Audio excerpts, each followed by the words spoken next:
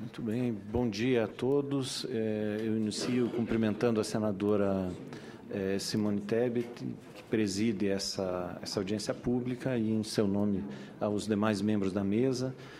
Quero cumprimentar aqui o senador Dalírio Beber, senador eleito pelo Estado de Santa Catarina, e que, em seu nome, estender o cumprimento aos demais senadores aqui presentes, demais autoridades. Muito bem, a questão é o PRS, que trata de uma, vamos dizer assim, de um caminho gradual para se colocar fim à guerra fiscal. O Estado de Santa Catarina é signatário do Convênio 70,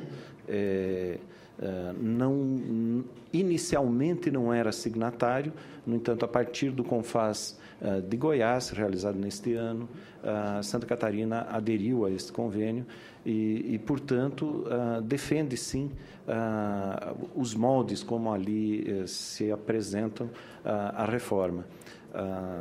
Entendemos que esse não é exatamente o melhor acordo, e o melhor acordo talvez seja o acordo impossível, mas, por isso, justamente o acordo que está posto no Convênio 70 é o acordo do possível, é até onde é possível caminhar nesse momento. Nós entendemos que existe uma necessidade muito grande de se fazer uma reforma do ICMS por conta do fim desse modelo de concessão de benefícios dessa forma, como forma de atração de investimentos.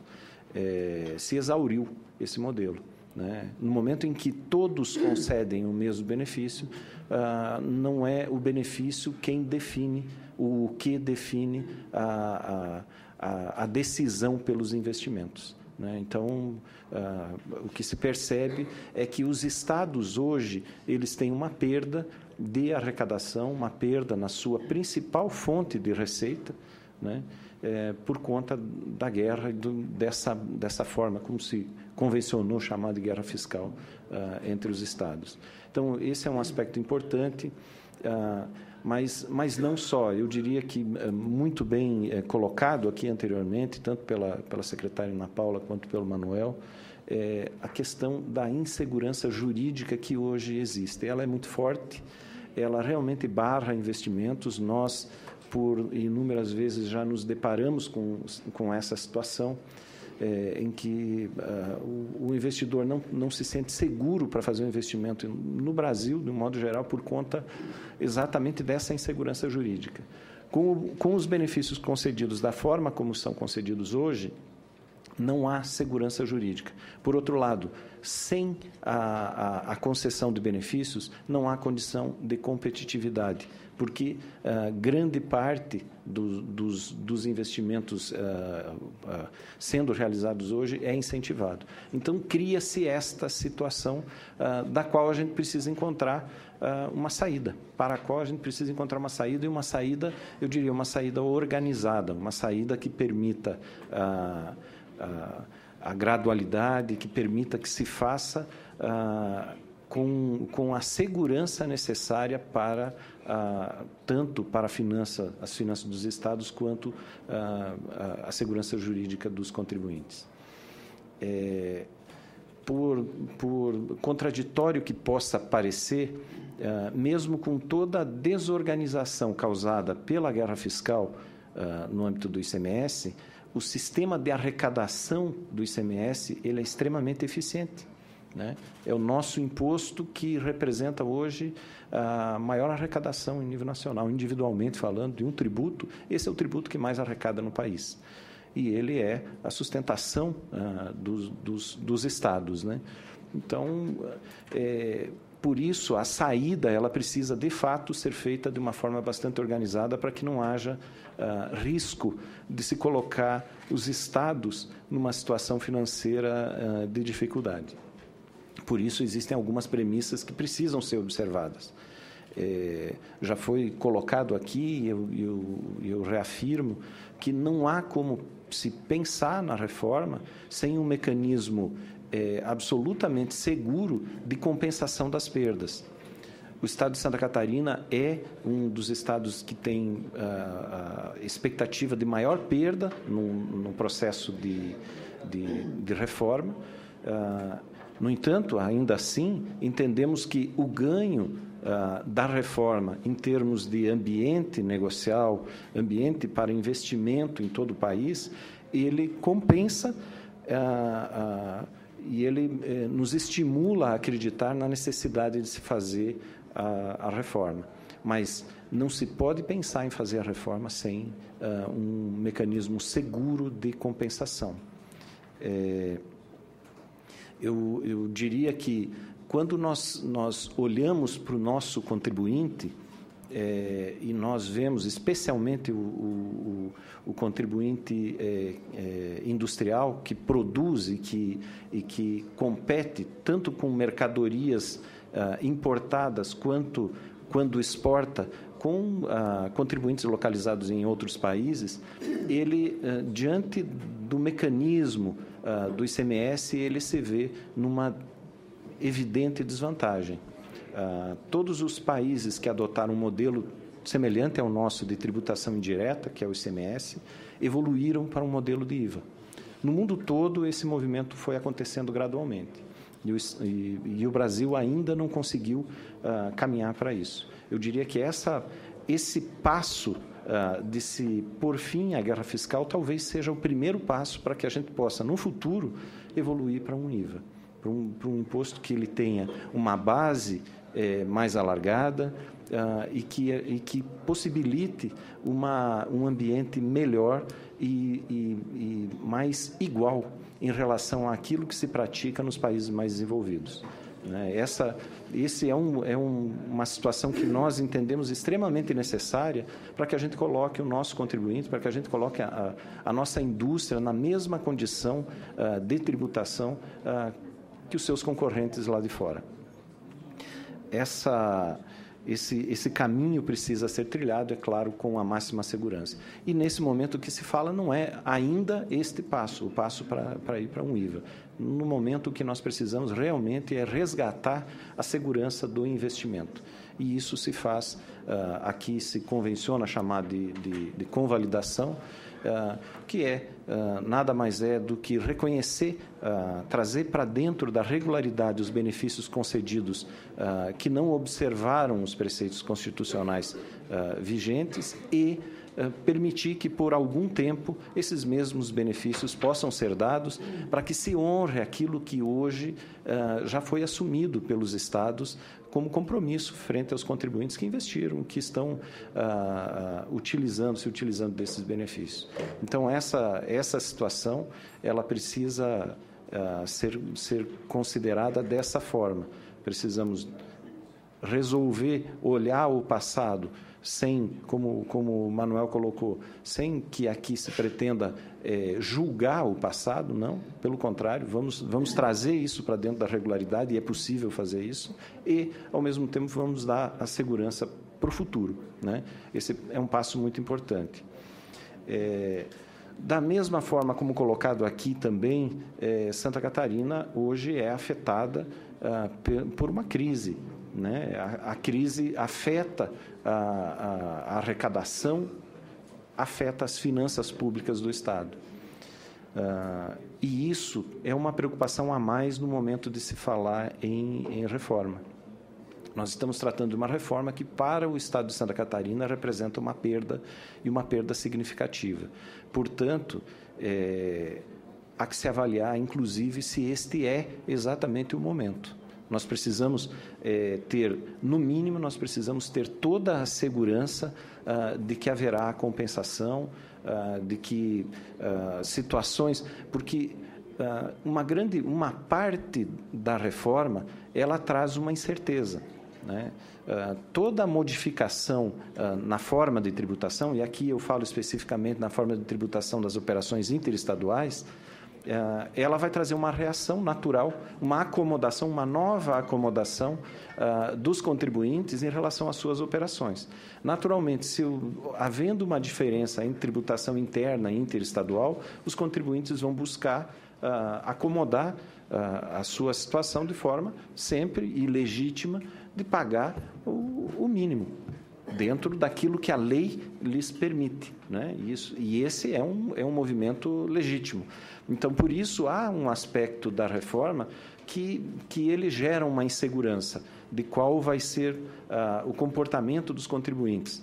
Numa operação interna, ele vai comprar matéria-prima a 17% ou 18%, e numa operação interestadual, ele vai comprar, ao final desse prazo de redução das alíquotas, vai comprar a 4% de tributação. Como isso vai se acomodar? Então, esse é um aspecto importante que nos preocupa. Por isso, a gente entende que a compensação ela precisa ser plena e nós precisamos ter um mecanismo que enxergue essa mudança lá na frente, não apenas olhando para trás, mas também olhando os efeitos que virão em decorrência dessa modificação. A mudança para o destino fatalmente vai trazer essa consequência. Então, nesse aspecto, sintetizando a posição do Estado de Santa Catarina, o Estado de Santa Catarina é favorável. O Estado de Santa Catarina entende absolutamente necessária a compensação e coloca esse questionamento em relação ao momento, já que tanto os estados quanto a União passam por um momento de dificuldade financeira e isso pode, sim, comprometer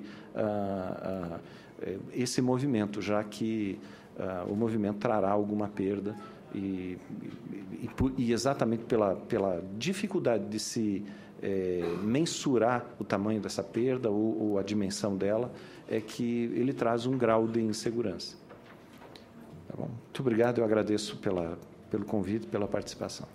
Nós que agradecemos ao senhor Carlos Molim, representando o secretário de Fazenda de Santa Catarina, que sintetizou a sua fala com as preocupações de todos, né? A questão da justa compensação e da tempestividade do projeto. Se é este o momento oportuno diante da crise, né? Da situação econômica do país, de discutirmos esse projeto.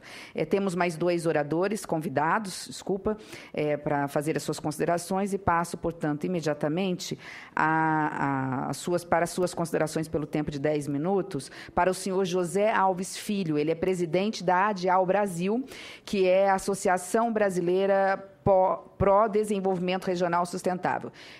Dizendo ainda àqueles que estão nos assistindo e aqueles que pelo site poderão aí fazer as suas considerações e perguntas, que nós estamos aqui junto com o senador Ronaldo Caiado, Wellington Fagundes, que é o relator, Eumano Ferrer, representante dessa comissão, também o senador por Santa Catarina, Dalírio Beber, e de Mato Grosso, Zé Medeiros. Com a palavra, neste momento, o representante da ADIAL, o presidente José Alves Filho. Muito bom dia. Cumprimentamos a presidente da mesa, a senadora Simone Tebet. Cumprimentamos também o senador Ronaldo Caiado, o senador Wellington Fagundes, na pessoa dele e os demais senadores, a secretária Ana Paula do Espírito Santo, Manuel Procópio de Minas Gerais, Carlos Roberto de Santa Catarina, Carlos Mauro do Confas. Queremos também registrar aqui a presença de vários trabalhadores de várias centrais sindicais do Centro-Oeste, que vem pedir aos senadores para que meditem fortemente sobre essas posições de reforma do ICMS que vão culminar, se terminar com incentivos fiscais, com a demissão de milhares de trabalhadores, e eles estão aqui exatamente para expor o ponto de vista deles, para depois, para vocês pessoalmente. É sabido que o ICMS é a principal fonte entre as receitas dos estados, é maliciosamente citado como o imposto que individualmente responde pelo maior valor absoluto entre os componentes da carga tributária, mas também é sabido que o mais voraz arrecadador é o governo federal, que prega a redução de imposto estadual, enquanto, contraditoriamente, trava mais uma batalha pelo aumento dos impostos federais. A carga tributária no Brasil é muito alta e o ICMS não é o vilão desse episódio. Tanto que 65% da arrecadação nacional é da União, os estados ficam com apenas 25% e os municípios 10%. Desde o início da década de 90, o tema reforma tributária é conduzido pelo governo federal, tendo como foco principal a reforma do ICMS, sob a argumentação de que é preciso acabar com a chamada guerra fiscal. Nós, da ADIEL Brasil, discordamos dos que qualificam o ICMS como um modelo inadequado, pois entendemos que existem vários predicados e a favor do atual formato desse imposto. Ele nasceu na década de 60, com o nome de ICM, tendo posteriormente evoluído para ICMS. Não é um imposto cumulativo, certamente não é também o responsável pela altíssima e continuadamente crescente carga tributária no Brasil. O ICMS tem na indústria uma fonte importante para compor o conjunto da arrecadação dos estados, mas outras bases têm também grande representatividade nessa composição, como a energia elétrica, o combustível, a telefonia, o comércio e os serviços. Cabe colocar que em vários estados já existem tratamentos diferenciados para as pessoas de baixa renda, reduzindo a incidência do ICMS sobre a energia elétrica, a cesta básica e para as microempresas, o que evidencia que o ICMS não é um imposto que penaliza as pessoas de baixa renda. O fato do ICMS ser um modelo tributário existente apenas no Brasil e de tributar as transações interestaduais não se justifica em fazê-lo mais uma vítima da autofagia por parte daqueles que não valorizam nossas próprias invenções. Fala-se muito no IVA, praticado em outros países, sendo o imposto publicitariamente mais famoso do que o ICMS, pelo fato de ser um modelo de outros países e não uma criação idealizada no Brasil. Mas somos da opinião que a carga tributária do Brasil não cairá por adotarmos um substituto do ICMS, mesmo porque a proposta de reforma tributária que promete e prega a redução da carga tributária é uma grande enganação nacional. Não haverá redução da carga tributária sem primeiro promovermos a redução dos custos e despesas da organização e da estrutura pública do Brasil, através de uma ampla reforma administrativa e reforma fiscal. Não tem sustentação pregarem primeiro a redução da receita via redução dos impostos, para depois realizar a redução das despesas públicas do nosso país. A conta não fechará e, por não fechar, se autoanulará. Perguntamos, é tão difícil enxergar essa realidade? Nós, da ADIEL Brasil, vimos alertando a evidência dessa equação desde os tempos de Mussa Demes, Germano Rigoto, Virgílio Guimarães, Sandro Mabel e demais parlamentares que estiveram liderando a reforma tributária no Brasil. O que aconteceu de 90 até hoje foi o crescimento insaciável das despesas e dos impostos, principalmente os impostos federais. Manchete dos jornais. Gastos do governo cresceram 2 vezes mais rápido que o PIB do Brasil nos últimos 17 anos. Enquanto o PIB cresceu 5 vezes, os gastos públicos cresceram 10 vezes nesse mesmo período. Quantos bilhões de reais gastarão os estados, quantos bilhões de reais gastarão as empresas da indústria, do comércio e de serviços para customizar um novo sistema tributário, nesse caso o IVA? A Receita Federal, que tanto insiste nessa tese, fez essas contas. A CNI fez essas contas. Temos convicção de que é muito mais barato simplificar a burocracia fiscal e a guerra instalada através da instituição tributária do que forçar a implantação de um outro modelo de arrecadação. Sabemos que o consumidor terá que pagar a mesma carga tributária, não importa o nome dos impostos, pois o que efetivamente pesa é o tamanho da fome de arrecadar, principalmente a fome do governo federal. Estive pessoalmente com o ex-secretário de Fazenda de São Paulo, senhor Mauro Ricardo, por solicitação do então secretário de Estado, Afif Domingos, a pedido também do governador do Estado de São Paulo, para ouvir dele exatamente esse recado, ou seja, recomendando não trocar o ICMS pelo IVA. Vamos falar agora do ICMS e o desenvolvimento regional. Os governadores vêm sabidamente utilizando o modelo tributário estadual do ICMS para autopromoverem o desenvolvimento regional sem, contudo, transferirem o peso das concessões dos incentivos fiscais para os consumidores, através da prática de alíquotas de ICMS ainda mais altas. O que se constata é que praticam alíquotas de ICMS muito próximas entre os diferentes estados, tanto entre os que adotaram a concessão dos incentivos fiscais, quanto entre os estados que são contrários às referidas concessões. Já no início da década de 80, alguns estados perceberam a importância de fazer crescer de forma significativa a participação do setor industrial na composição da plataforma dos agentes que ditam a dinâmica da economia do Estado. Os governadores perceberam que as indústrias cumprem o papel de gerar empregos estáveis, contínuos e com remuneração média muito melhor do que os outros segmentos da plataforma econômica. Essa máxima é reconhecida e pregada internacionalmente.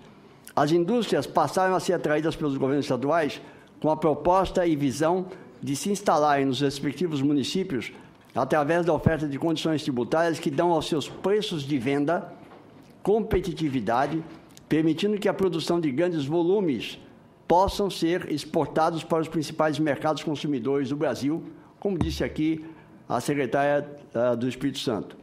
As condições tributárias que deram e dão competitividade aos preços de venda são os incentivos fiscais de ICMS, os quais permitem reduzir os preços, evitando grandes volumes de vendas para outros, efetivando grandes volumes de vendas para outros estados, ao mesmo tempo que acrescentam grandes somas de arrecadação aos cofres dos estados e municípios de origem, gerando também milhões de empregos formais para os trabalhadores dos estados concedentes. É evidente que os incentivos fiscais de ICMS contribuem para a redução dos preços ao consumidor e, consequentemente, são saudáveis agentes da redução da inflação nacional. É fácil constatar que os preços dos produtos inseridos nos programas de incentivos fiscais de ICMS estão com seus valores nominais bem menores do que estariam caso não existissem incentivos fiscais de ICMS. Esse é um ponto muito importante, senhores senadores. Outro predicado dos incentivos fiscais de ICMS é não provocar dumping de preços. Desconhecemos a existência de empresas falindo em função de concorrência promovida pela competitividade dos incentivos fiscais de ICMS. Os incentivos fiscais de ICMS vêm gerando um importante e saudável movimento de industrialização com foco na exportação para outras regiões. Esse predicado é extremamente importante para a cultura industrial do Brasil. Essas exportações para outras regiões estão promovendo... Poderia continuar? Promovendo divisas adicionais para os estados de origem, sendo tão importantes quanto para a geração de emprego digno para os trabalhadores. As exportações entre estados são tributadas por alíquotas interestaduais de 12% ou 7%. Essas alíquotas não devem ser vistas apenas pelo prisma do crédito que se transfere aos compradores dos estados de destino, mas também e principalmente pela arrecadação que elas geram para os estados de origem, hoje muito em saudável trajetória ascendente de desenvolvimento regional. Ao propor reduzir as alíquotas interestaduais para impedir a competição entre os estados produtores e os estados compradores, estarão matando uma arquitetura econômica e tributária que está pragmaticamente alavancando o desenvolvimento regional sustentável, aumentando a arrecadação de ICMS dos estados concedentes acima do crescimento do PIB, vocês podem constatar isso nas estatísticas, gerando empregos e melhores salários para os trabalhadores dessas regiões, gerando maiores recursos financeiros para pagar as despesas públicas com a saúde, educação, segurança e transporte e infraestrutura das regiões, fazendo crescer o PIB nominal de forma muito mais rápida e consistente, modelando a cultura da produção industrial em grandes escalas para exportar para outras regiões, o que é grandioso para a indústria nacional e para o nosso país, gerando o que chamamos de a paz social. O ICMS não precisa ser extinto para atender ao que as empresas industriais e comerciais solicitam do governo federal. Cabe sim a simplificar a burocracia fiscal, coibir a insaciável ganância pública por arrecadar mais e mais, criando mecanismos como a substituição tributária, tal como o PIS e CONFINS, que sobrecarregam a indústria com o ônus de ser agente arrecadador, sacrificando o seu capital de giro, aumentando o risco de inviabilizar o consumo de vários produtos pela obsessão de tributar o varejo, sem observar que poderá matar o consumo de vários produtos, utilizando a substituição tributária também para barrar as vendas dentro dos estados numa guerra fiscal que nada tem a ver com a concessão de incentivos fiscais de ICMS. Essa é a guerra fiscal que devia ser apaziguada. Fatos e injustiças que as entidades que nos representam não conseguem reverter e que não entram na pauta do governo federal e do CONFAS.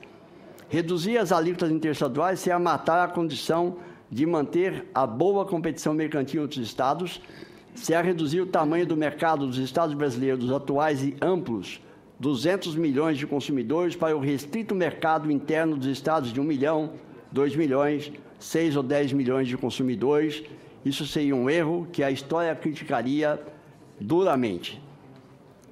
Além disso, caso o Estado limitasse o mercado consumidor ao tamanho da sua própria população, as vendas da indústria se reduziriam drasticamente. Acontece e as indústrias fechariam suas portas nesses estados emergentes e se movimentariam para plantas dentro do estado de São Paulo e proximidades. Acontecendo esse movimento, milhões de trabalhadores serão demitidos nos estados emergentes, sepultando todas as suas conquistas sociais e de remuneração. Senhores senadores, isso é muito grave. Tenham a certeza de que eles nunca se esquecerão dos nomes dos deputados federais, dos senadores, dos ministros e do presidente da República que destruíram seus presentes e futuros. Isso é extremamente sério.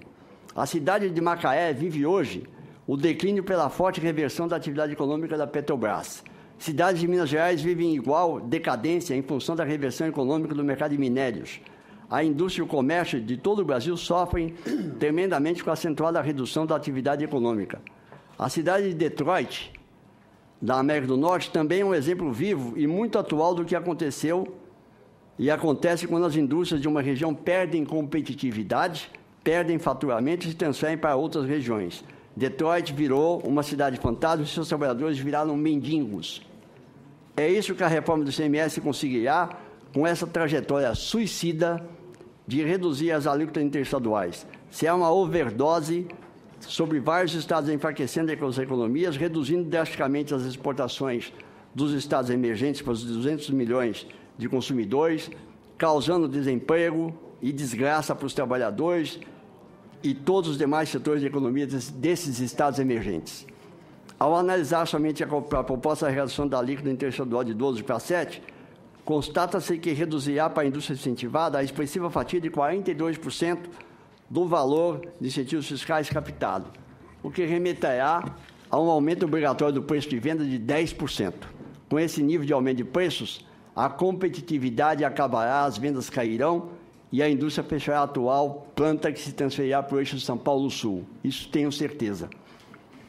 O Estado de origem perderá, no primeiro momento, 42% da arrecadação, e alguns secretários de Fazenda estaduais poderão entender que ganharão maior arrecadação devido ao aumento da carga tributária sobre a população, sobre o consumidor de todos os seus estados no Brasil. Entretanto, no momento futuro, o Estado perderá mais que 70% das arrecadações nas transações interestaduais, principalmente porque perderá mais de 190 milhões de potenciais consumidores.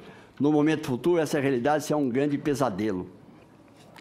Os fundos de compensação não resolverão os problemas decorrentes da redução das alíquotas interestaduais. Primeiro, porque a União não tem dinheiro para bancar fundos, muito menos esses. Segundo, porque os fundos não crescerão nas mesmas proporções do crescimento das vendas. Os fundos não atenderão às perdas da arrecadação dos estados emergentes quando as indústrias iniciarem suas retiradas rumo ao eixo São Paulo Sul. A arrecadação dos estados emergentes afundará, tal como está afundando a arrecadação do governo federal, após travar a economia nacional com a imposição dessa recessão que hoje vivenciamos. Contar com a continuidade e com o crescimento da arrecadação travando as transações será investir no fracasso. O atual modelo de incentivos fiscais de ICMS, do próprio tributo de ICMS, âncora dos programas regionais dos estados emergentes, são os principais responsáveis pelo crescimento socioeconômico de cidades como Sobral, no Ceará, Catalão, em Goiás, e em muitos outros casos semelhantes no Mato Grosso do Sul, Mato Grosso, Pernambuco, Bahia, Sergipe e Espírito Santo. Falarmos sobre o modelo estar exaurido é porque, na prática, esse modelo dos incentivos fiscais não tem merecido, por parte do Congresso, um esforço para reorganizá-lo. Nós, através do PLS 40, apresentado pelo senador Ginhagelo, tem dentro dessa casa, e também foi trabalhado pelo ex-senador Marconi Perillo, uma proposta de reorganização das práticas de incentivos fiscais no país, que, se bem trabalhada, vai assegurar para os estados uma competição saudável e vai permitir que os estados emergentes continuem na trajetória que hoje estão trabalhando, sem esse trauma todo que se propõe da reforma do ICMS. temos aqui vários trabalhadores para mostrar que não só os estados emergentes, mas principalmente os trabalhadores, que serão os que mais sofrerão com essas propostas e perderão seus empregos. Nós temos estudos que demonstram que mais de 2 milhões de trabalhadores